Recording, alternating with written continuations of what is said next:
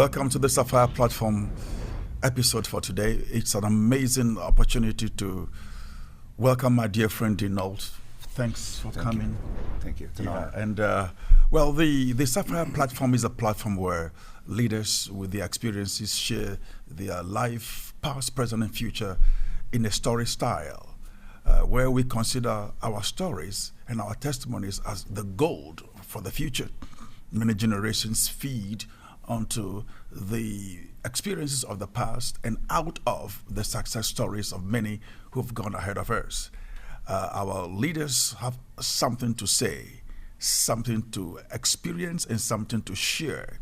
And it's our amazing opportunity to hear from Dean Nault. I've known Dean for quite a number of years, a leader among leaders, and he's in the swimming pool business and also has been in the rock and roll business and has been in several episodes of sound, technical, professional experiences. He's been with the best names, the big names from Hollywood to whatever. But the best thing about him is that he's in a leadership position today who has a lot to share to many who are ready to learn and to feed into his experience. So we'll begin with your experience in leadership generally. You know, I do know that anybody who someone looks up onto is a leader. You know, but in your understanding, what is the leadership culture of today based on when you began and where we are today? What do you think is going on? How relevant is leadership these days? Well, I think one of the interesting things as a manual is our culture is filled with a lot of non-mentors. You know, our young people today, or let me back up for a second. One of the cries I hear from business people constantly, what happened to all the people? Where did all the people go? Well, the people didn't vanish off the planet.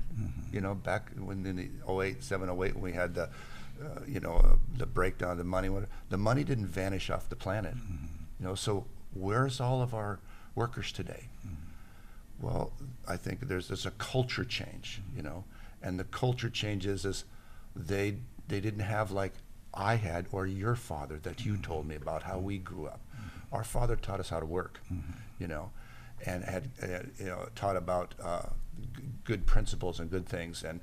And I think one of the things that leaders need to do today is to bring back those cultures from the old days. What's your biblical principles? You know, like, one of the things is well, you owe me this. No, I don't owe you this. You go work 8 hours. I owe you a pay. That's a biblical principle, you know. And so we don't see that today. And so many things, and I think leaders are getting frustrated for that because those mentorships and principles are not being taught today. Well, you're talking about mentorship. The subject of mentorship seems to be very relative. You know, to somebody else it means something else. But what exactly are you saying when you're talking about mentoring the next generation? I think of a mentor as like I grow up and I see a man who I think is successful in business. You know, I want to learn how to invest or something. Well, I want to go talk to the best guy there is. You know, I want to go talk to Warren Buffett or somebody else, which unfortunately I've never met yet. But I read what he does. What does he do? You know, and I see that as a mentor. My father, even though my father was just a worker, you know, but he was a great mentor to me as taught me character, and he taught me integrity, and taught me, you know, not so much leadership per se, because he didn't run a business, but he teach you those ground things that you teach when you're teaching your congregation and your people. It's like, you know, you have to have the core values, you know. I had someone say to me one time, because I've always believed this, is that somebody was talking about me to a friend of mine, and he didn't really know me, you know, and he's saying, well, you know, Dean did this, Dean that. And my friend who knows me well, he looks right at him and says, I don't believe that. I know Dean. He would never say that. I know him. Okay? He knew my character. And I wouldn't say that. So I think young people, they need somebody to look up to and go, hey, well, show me how you do that. Well, our mentors today are football stars and basketball stars and sporting guys and not so positive business guys, those type of things, where I think our young people need people to stand and say, no, that is not how you do that. You don't lie to people, you don't take things, you don't steal, you don't do that. To me, that's what mentorship is somebody that can help you in developing the character of your life. In our case, our mentorship we use is God.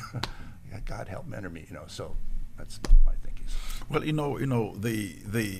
the Western world has led the world, so to speak, since the war.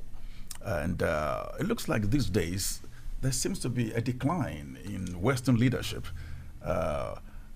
We were in Zurich a few days ago, and we went to Albert Einstein's university, and we visited his home and all that. Wow! And what an amazing legacy Albert Einstein and his generation have left for our generation, where we begin to compare what they've left behind for us as to what we are going to leave for our future generations. And there seems to be quite some differences of approach. In those days, they studied, they worked hard, they put their whole life into it. They believed in the quality of service, but it looks like there seems to be a disconnect somewhere here. Yes. Yeah. What do you think? How can we connect the disconnect? Because something is not clicking well. Well, that's a really good question, Emmanuel. Because I think, as an example, don't get me wrong. I don't think sending somebody to college is a bad thing. That's not what I'm going to say. Yeah, okay. But you take somebody who spends $100,000 a year sending them to a college, what do they get? I mean, the reality, if I was sending a child today I'd want a refund. I'd want my money back. Because what did they learn? I mean, look what's happening in the protests that are happening in the colleges today. You take a college like Harvard or Yale or Columbia, whatever, that they're spending $400,000 to get an education. What do they get? They learn something, but I think that the values, the values of leadership, of just being integrous as a person, are not being taught today, and I think the church as a whole in the world is growing, but there's an incredible decline in church attendance in the United States. Well, if we become a nation that declines down, we will not be as big of influence in the world as we have been. We've been a nation that stood for so much for integrity and for freedom, and so many of the things that we do stand for, but they're godly principles. Interesting is, we're just speaking with the gentleman a few minutes ago, and a lot of guys that are successful today, even though they may not be godly, they use godly principles, and those principles are, whether you know God or not, they still work. You jump out the window, your building right here, you're going to hit the ground. Whether you believe God or not, it's a principle that's put in the way. There are things like that in the world that, today, I think one of the greatest things one of the things that so many CEOs and stuff are looking for is, hey, do you tell the truth? Do you have integrity? Interesting little book that, I don't know if you read it, it's John Maxwell's book. It's been out for a while, but it's not a very big book, but it's a book. It's called about business ethics. And Maxwell says the same thing I've always believed in. There is no such thing as business ethics. There's just ethics. You either have ethics or you don't. It doesn't matter if you're in the business world or not. I have a very successful businessman, a customer of mine, worth hundreds of millions of dollars. Him and I have actually become pretty good friends. But he would say to me one time, he says, well, I don't mix pleasure, I don't mix friends and business. I said, how do you do that? Mm-hmm. Well, I just businesses, but and I kind of stepped out of it. I said, so what you're telling me is when you're a different person when you're dealing in the business than when you're dealing with your friends? And he didn't know what to say because it made him think. Funny part is we've become pretty good friends, but I said, you're the same. You're the same whether you're in the marketplace or whether you're in the church. My daughter, who's a worship leader at a church, and your kids grow up and you'll learn this, Emmanuel, that they'll come back to you and say things to you. But one of the most incredible things she said to me one time, she says, Dad, there's so many things that you do that you don't even know you do. There's so many things that you've done that I learned from. One of the things that I learned from you is this: you and Mom are exactly the same whether you're wherever you're at. No matter where you're at, you're all the same. Whether you're in the church, the marketplace, where you're all the same. I have so many friends that are not like that, she said. Their parents, I would go home with them like, whoa, but you're the same. And I'm like, well, you either have character or you don't. So in your analysis, the future is going to be based on the principles of life, the quality of life. Yes. And well, let's flip a little bit. Now that you are in the swimming pool industry, we know you as one of the best in the industry these days. Honestly, after 40 years of experience building swimming pools and selling swimming pools and etc. What do you have to say about your customer relationships? You just spoke about your friend making friends with the business world, but what do you generally experience when you go to their homes to build their pools? What's the take? What do you have to say? Well, that's funny that you asked that question because some of my people that work for me, I just go be myself, Manuel. I just go be who I am. And you know me, I just talk to everybody about it.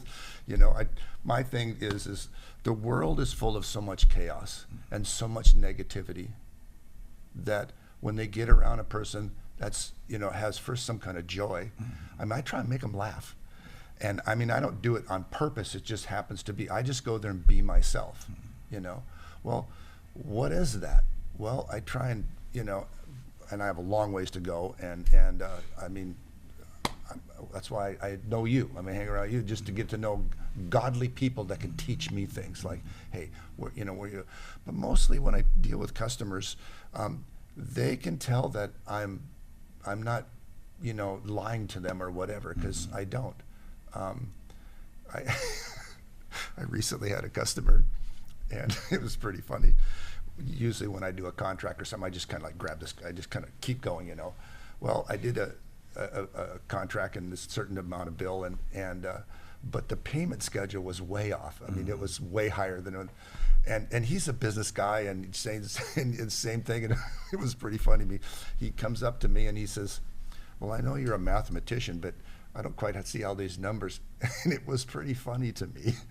But I said, sorry, I just messed up. And he started laughing, we both laughed. He says, though, you could hold me for it because I did sign the contract. I said, yeah, but I would never do that. That's not right. Technically, I could hold him to that. It was like $25,000 more. He would have to pay me. I'm not going to do that because my issue is every one of my customers, their friends are my customers. And I do almost no advertising at all. One of the things that I do is certain things, and we have more business than we can possibly do. We booked. I'm booking stuff for next year already. And part of it is you don't lie to people. You just tell them the truth. Whether you're right or wrong.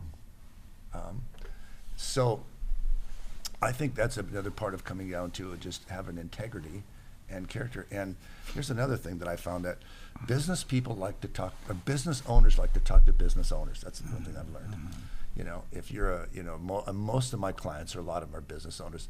And I'm not saying that they can't work with the salesperson, but I don't really sell my customers. I just talk to them and kind of say, we can do this, here's an idea, and they just feel comfortable. That's one thing. Second thing I do, Emmanuel, is this, and I teach people this too, it's like this. I pray for God's favor all the time. God, give me favor. And one of the things that I say is like, Lord, I want your favor to walk before me wherever I go. Walk with my potential customers, my employees, my vendors, my distributors. Lord, your favor is what I want. Because when you're out there in the world that doesn't want anything to do with God, and you don't have his favor, it's very difficult. So I think that's a big part of it right there. It's just God's favor. Well, to conclude this episode, what's down the road for you? What's the future of your business? The future of my business is to get it set up to where I'm hopefully that I can have my employees take over my company, and I can start enjoying which I'm not, quite, I don't really like the word retire. Retirement is, No. I like refire. I want to refire. Yeah. But get it to where I'm not so technically involved. But hopefully my plan is to get one of my employees involved and turn it over to, and there's a whole lots of different ways to do that. I always believe that a man must end his life climbing, not going down. There is no retirement. No. God made us in his image. God never retires. Yeah. In other words, the more of your years, the more experience you have to share to the next generation. Yeah, it's just a shift. Yeah, so it's just a shift. So, well, what a joy knowing you, and we've been friends for a long time, and I do believe that you have so much more to offer. And in the next episode, we will talk about your experience in the musical industry. Okay. Thanks so much. Thank you so much, Dean. Well, everybody, this is an experience I hope you have tapped into. Dean Nault, he's coming back again. Thank you for joining the Sapphire Platform.